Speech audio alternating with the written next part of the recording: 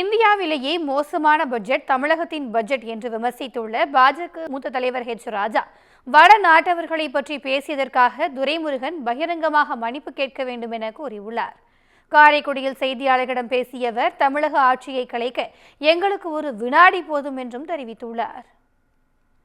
நாட்டுக்குள்ள இருக்கின்ற 28 மாநிலங்கள் 8 யூனியன் டெரிட்டரியில மோஸ்ட் ரெக்லெஸ் பட்ஜெட்டு இந்த தமிழ்நாட்டினுடைய இந்த இதெல்லாம் சமர்ப்பிக்கப்பட்டிருக்கின்ற பட்ஜெட்.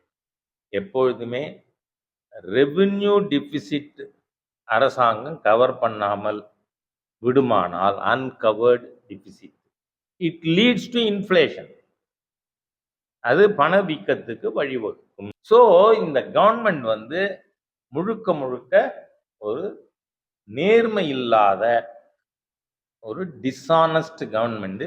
அதோட இந்த பட்ஜெட் தேர்தலுக்காக மக்களுக்கு கொடுத்துருக்கின்ற தேர்தல் அறிக்கையாகவே இந்த பட்ஜெட்டை நான் பார்க்குறேன். இதில் வேறு எந்த விதமான பலன் அளிக்கும் திட்டங்களும் இல்லை. ஒரு செகண்ட் போதும் எனக்கு வரி கொடுக்காதேன்னு சொல்லிவிடுவேன்.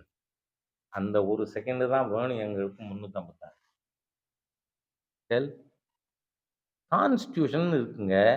நீங்கள் கான்ஸ்டியூஷன் படிக்காதவராக இருக்கலாம், ஆனால் பக்கத்துலையாவது கான்ஸ்டியூஷனை படித்தவரை வச்சுக்க வேண்டாமா?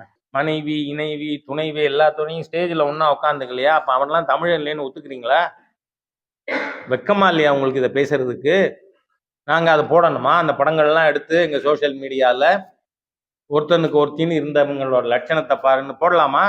ஐ challenging first apologise and withdraw your வேர்ட்ஸுங்கிறேன் நான் துரைமுருகன்.